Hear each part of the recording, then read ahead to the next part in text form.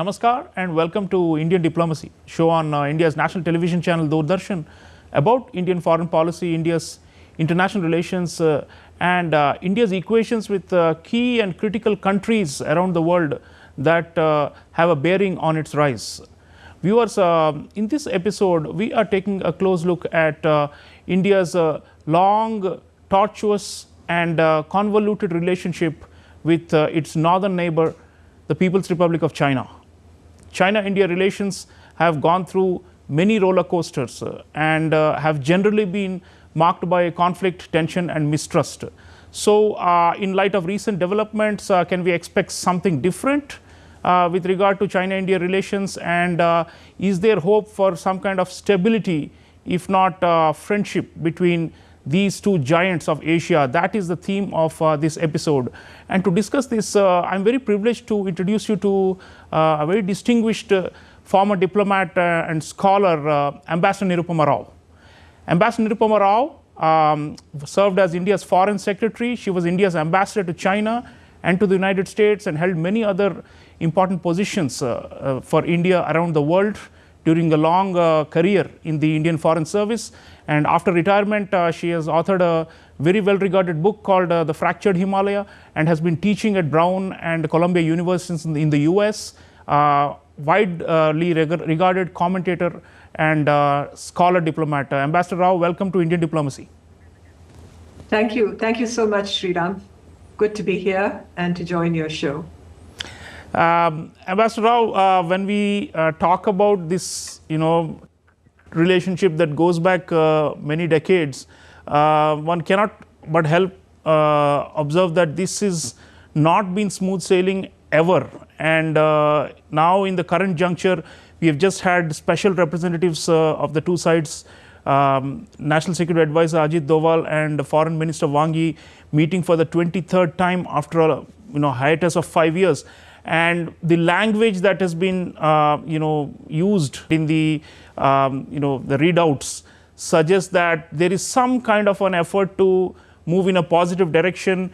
The two sides have talked about maintaining peace and stability, healthy and stable bilateral relations, and the Chinese are saying that we are on working towards going back towards the path of normalization. So it strikes everyone that relations were quite frosty and have not been stable, but now we are saying we are working towards or aiming towards that. So what do you make of this turn, this recent settlement of the standoff that had lasted for 4.5 years in eastern Ladakh, and the resumption of the high-level dialogue? And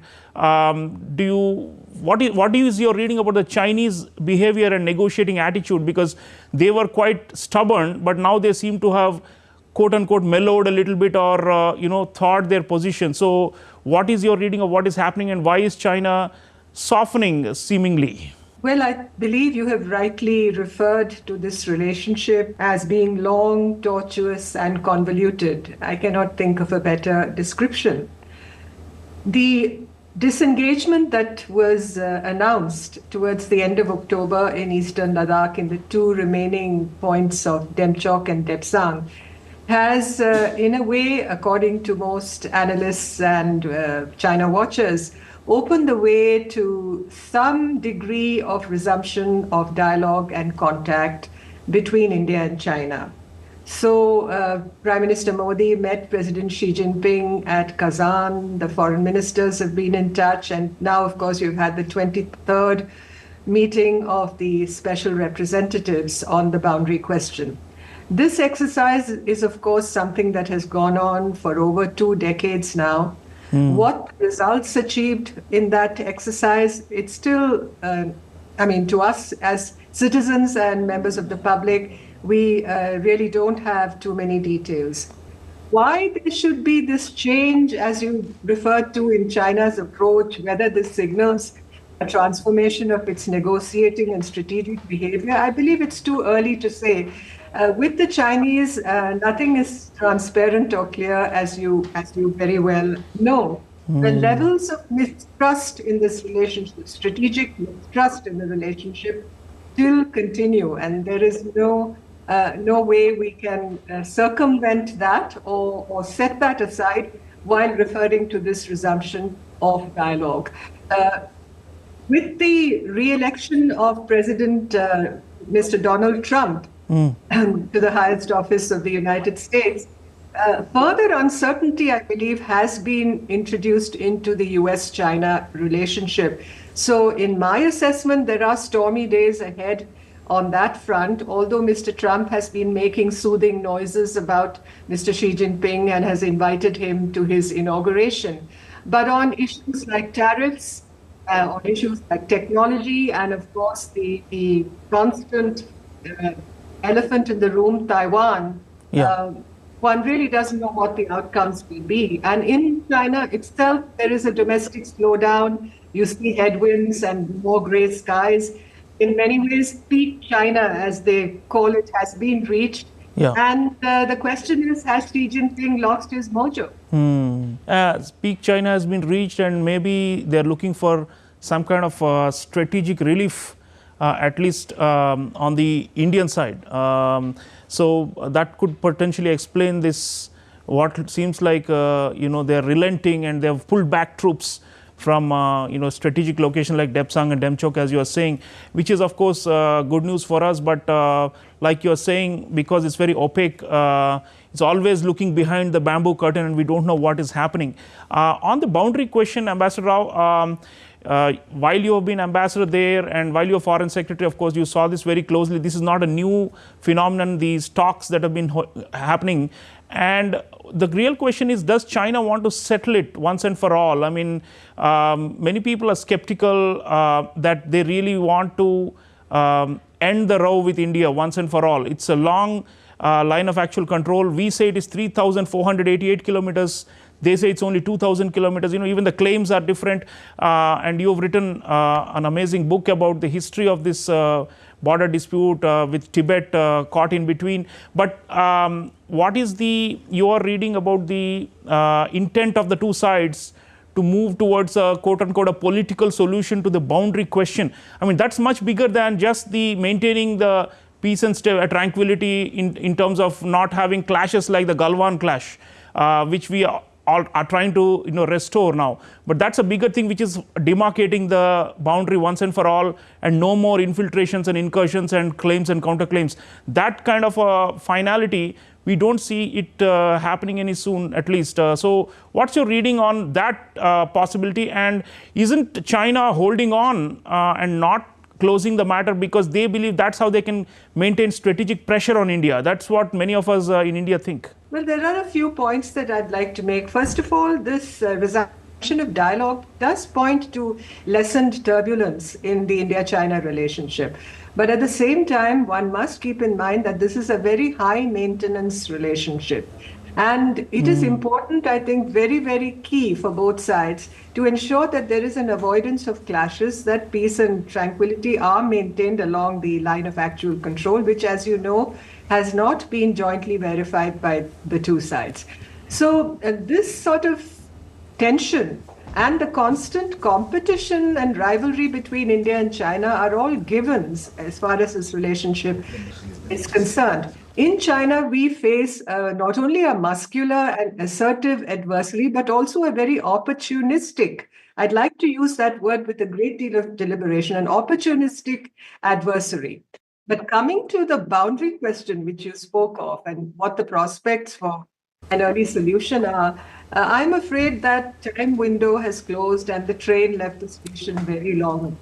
The opportunities that we had to resolve this question were existent in previous decades. But today, I believe with China's growth as the second superpower in the world, it is not in a mood really to look at compromise solutions. It is not in a mood for give and take. It does not act with the generosity of a big country. I've always maintained that.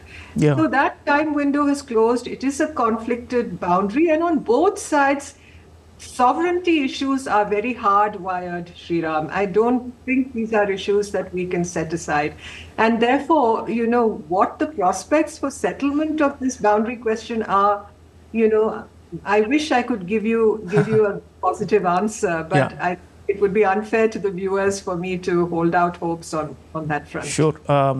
Ambassador Rao, you also just now mentioned the fact that China has become a great power, and therefore it believes it has an asymmetry and an advantage, and that it can actually impose its will on weaker neighbors. And of course, India relatively is not weaker, but then there are much smaller countries with whom it has territorial disputes and is actually pressing all the accelerators and trying to impose its will on them. And that's been the big story in the Xi Jinping period, especially. In this context, I was reading External Affairs Minister Dr. Subramaniam Jaishankar's comments recently, where he said the world is changing, India and China are changing, and their relationship with the world is changing, and the relationship with each other is also changing, and therefore he said finding equilibrium with China is not going to be easy. It's a very complex thing. So this word equilibrium, I mean, they are saying we are going back to a stability, or we are trying to restore stability, but equilibrium is something probably deeper and more lasting. And on that front, this power differential, you're right to say that now they are ahead, but then if you see the prognosis, you already mentioned the economic weakness and the slowdown in China, and India is growing much faster than China right now. So if we sustain this and the gap closes, what would that do to the relationship? I mean, would they be more insecure? Because there are all these theories of the Thucydides trap and so on, where the reigning hegemon does not accept a rising power to catch up or to be equal. So could it actually introduce more tension? Or because if they wait longer, then India will be catching up with them, isn't it? So why don't they settle with us sooner on this matter? I couldn't agree with you more, but the fact is that China seems to be taking a very rigid and obdurate position on this issue, and this has been the case, in fact, over the last two and a half decades. I don't believe, although I'm not privy to the discussions on the boundary question, since I'm a retired citizen nowadays, and we really don't know whether the Chinese have given any indication of whether they are prepared to settle this question, whether they are prepared to take into account India's very legitimate concerns on this issue. Mm-hmm. We really don't know. But in the interregnum, I think India is wise while it embarks and has embarked on this path of rapid economic growth and addressing the needs of our population, particularly the younger sections of the population. I think we have enough to focus on, and therefore the practice of pragmatic diplomacy with China, while being constantly prepared militarily for clashes on the border, on the LAC front, I think we have to be able, and that is where the question of equilibrium also comes in. That is where the question of creating that perfect balance is relevant. So we have to keep these questions in mind, and questions of peace and security, of war and conflict between India and China, even though the power differential with China, as far as we are concerned, is still quite a lot that we have to bridge. But the countries in the region regard this relationship as being very key for peace and stability in not only within the Indo-Pacific, but also for the world. And I think the advice of the Chinese strategic analyst, and some call him China's Kautilya, said long ago, Sun Tzu said, keep your friends close, but your enemies even closer. Your adversaries even closer. So I think in that sense, it is wise on India's part to engage with China. Yeah, we engage, but of course we are realistic and not building any castles in the air about the engagement itself generating solutions. Let me bring in the US factor now. Ambassador Rao, you've also been ambassador to the US. You've seen both the great powers at very close quarters in your career and continue to follow it. Now, the Chinese argue that the US has a containment strategy to keep China down, and they alternate between saying that India is a pawn or a puppet of the US which is being used against them, and sometimes they say we praise India because it's independent and it's not a camp follower of the US. You have this schizophrenic reaction you keep hearing from the Communist Party and their mouthpieces.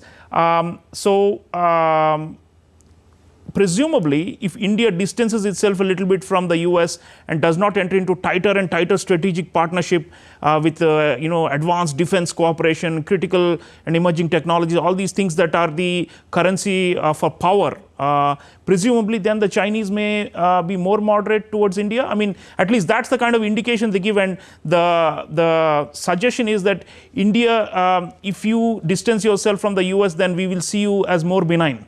So is that something, a proposition at all for us? Because we have gone full steam ahead with the US partnership. We have not bowed to any kind of Chinese pressure and reduced our friendship with the US in any way or downgraded it. So, and with Trump coming in, you mentioned this earlier as well, there is a little bit of uncertainty about US strategic credibility and commitment to partners and allies.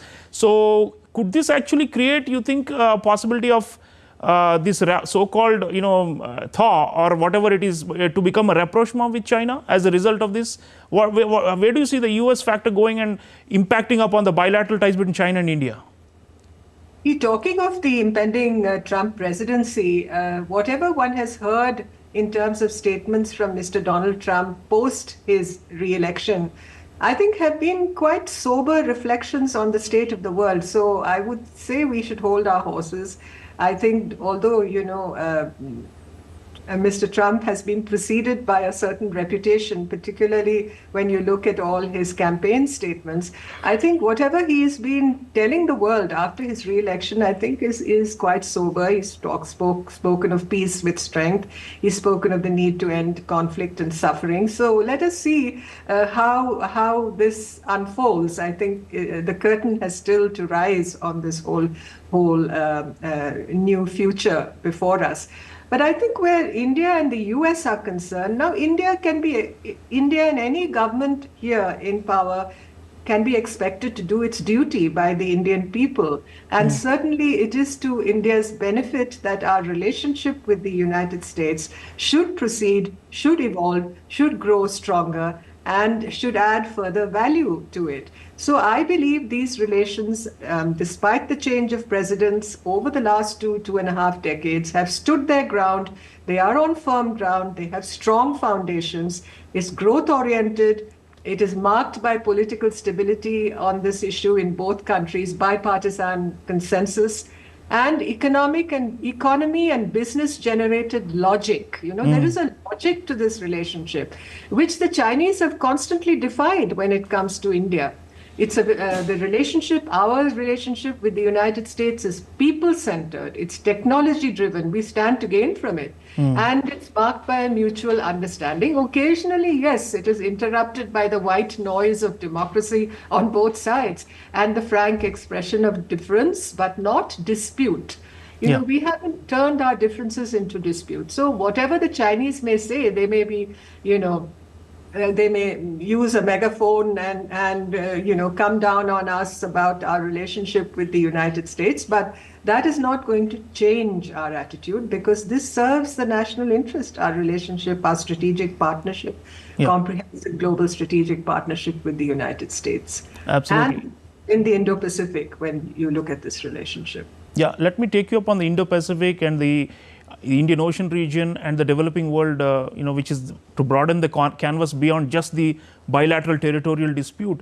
Now, here also, since independence, we have been competing with the Chinese, in these spheres, and for influence, to be seen as a leader and to be seen as a provider of solutions.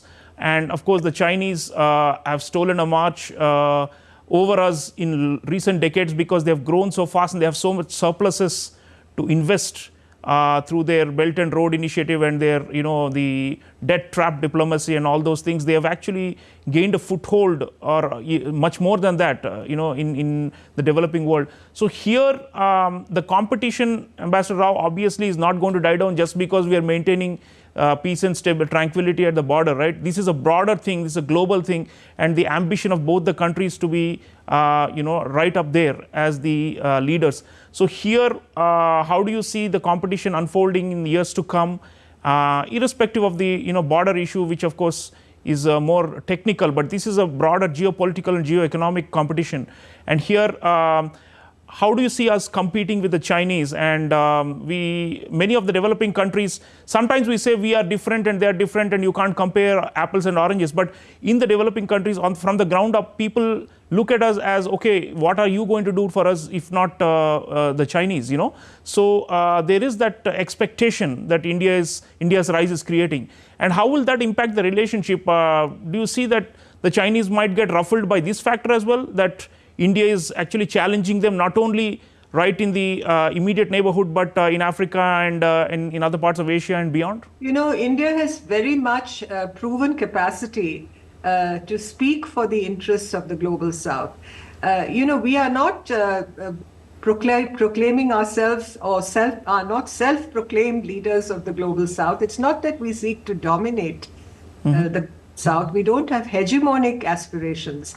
You know, as far as China is concerned, the Chinese may deny, you know, and say that they have all the best intentions when it comes to dealing with the developing world. But you know, I think the proof of the pudding, as they say, is in the eating. So where in China and India are concerned, I think we should be prepared that China will always seek in this period ahead to contain India.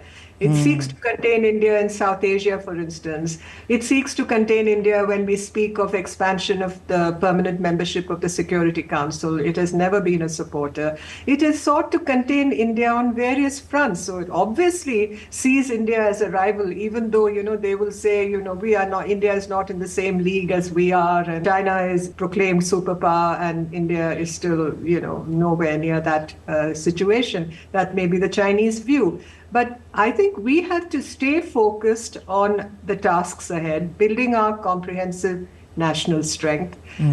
We have to be greater advocates, in my humble opinion, and thought and action leaders on closer regional integration and connectivity. And of course, we speak of the practice of non-reciprocity in our relations with our smaller neighbors, and I think we really need to hone that and intensify that further. We have to think big. India is a nation that needs to think big, but we have to act with sensitivity and consciousness about the smaller others in our neighborhood, as it were, and their national aspirations. Now, this containment of India, how are we going to break that evil spell, as it were? I think we can break that with our strong civilizational common ground with our neighbors, our cultural values, our economic dynamism, our choice of development approaches that are people-oriented and centered, and the diaspora, whether in the Indo-Pacific or in Africa or the Gulf, and our non-threatening, inclusion-oriented image is our strength, because we have to cultivate this image very consciously of being responsible partners, first responders, that of course we are. We've demonstrated that on many an occasion in our neighborhood, and that we are friends through fair and stormy weather. So I believe that is probably the strategy that we can adopt. And as I said, as we grow stronger, as we grow economically more dynamic, I think there will be more power to our elbow. Yeah, so that's a multi-dimensional approach that you've just mentioned. Last word, Ambassador Rao, strategic partnerships. Apart from the US, we have the Quad, and we have Russia, which is an old one, and all these partnerships with France, you know, in the Indian Ocean region, with the Gulf countries that you just mentioned. We have strategic partnerships, many of which include, you know, either an implicit or an explicit counterbalancing, you know, element vis-a-vis China. So how much stronger should we invest in these strategic partnerships apart from the US for us to cover all the bases, because the contest with China, as we just discussed, is beyond just the neighborhood and it's global? Well, I already referred to the regions in which we have to be active. I think focus on the relationship with Europe. The relationship with Russia, of course, and because of the Ukraine war, I think there are difficult days ahead now for Russia also. But I think the relationship with Russia, our legacy relationship with Russia, is something we should continue to maintain. I think essentially we are on the right track where as far as our foreign policy approaches are concerned. We have to continue to practice a fearless autonomy in our decision making. Obviously, we are driven both by interests and values. And given India's situation, our geographical location, I think both Mekinda and Mahan apply to us. Both the continental priorities that we must observe and follow and protect when it comes to national security, but also our maritime interests, because growingly, I think the Indian Navy will be called upon to play a greater and greater role. And I think we should prepare ourselves. We have a God-given geography. I mean, just look at the Andaman and Nicobar Islands, look at the Laccadives. God-given assets, geography-given assets, and I think we should be able to really build on that and to be able to leverage that in a way that intensifies and magnifies our power projection.